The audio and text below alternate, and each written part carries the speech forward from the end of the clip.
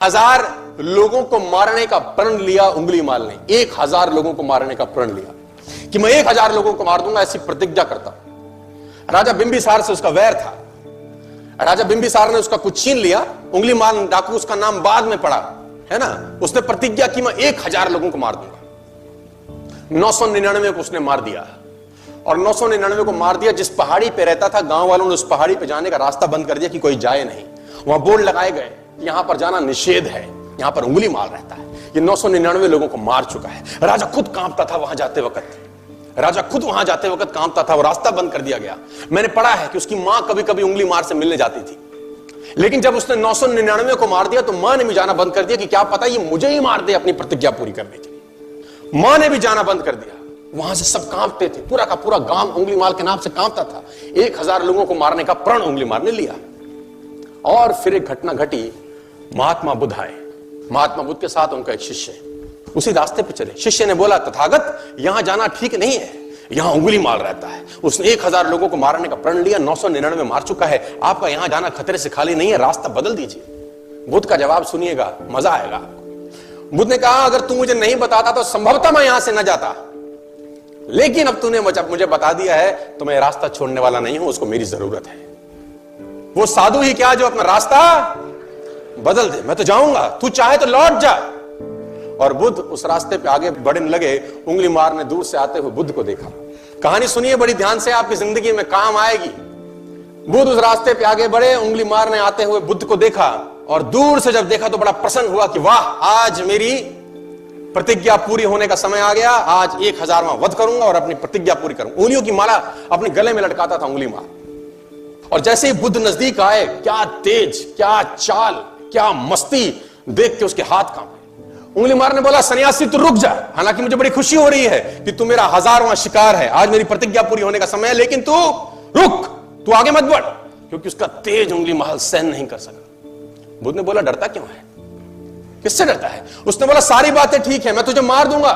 बुद्ध ने बोला, तू भी क्षत्रिय है, मैं भी क्षत्रिय हूं, देखते हैं कौन किसका वध करता है, मार दे। उंगली मार बोला, सन्यासी तू रुक। बुद्ध बोला, मैं तो 50 साल पहले रुक गया, अब तू रुक जा। मैं 50 साल पहले रुक चुका हूं, अब तू रुक जा।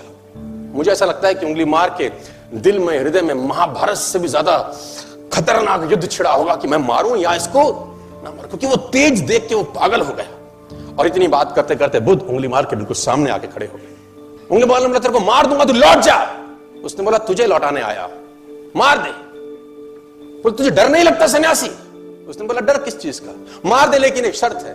तो उंगली मार खड़ग रखता था अपने हाथ में, खड़ग। उसने बोला, मार दूंगा, शर्त क्या है? उसने बोला, एक पेड़ के ऊपर टहनी है, इसको काट दे पहले। तो उंगली मार ने वो खड़ग उठाई और खटाक से टहनी के 2 टुकड़े कर दिए। टहनी कट गई। बुद्ध मनी मन मुस्कुराए कि बात तो मान रहा है,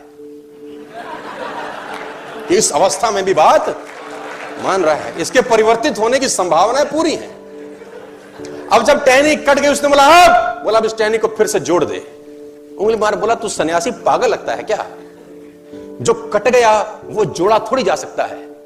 बुद्ध बोले, मैं भी तो तुझे यही कह रहा हूं, काटना बहुत सरल है, जोड़ना बहुत मुश्किल है।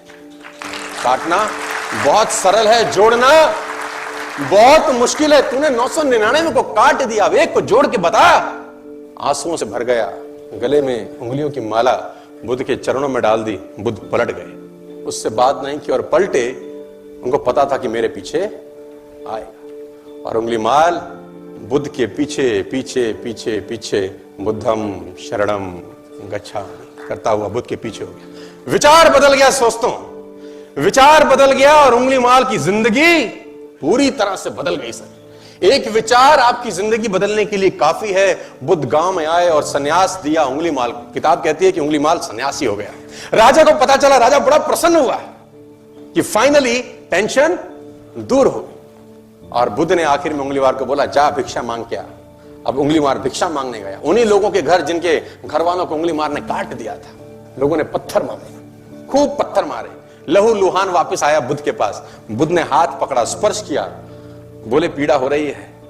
बोले, पीड़ा तो मन को होती है, पत्थर तो शरीर को मारे गए हैं, मन तो तू अपने साथ ले गया, अब काहे की पीड़ा? अब तो पीड़ा चली गई। जो एक व्यक्ति 999 को मारने के बाद सन्यासी हो सकता है, विचार बदले तो दुनिया बदल सकती है।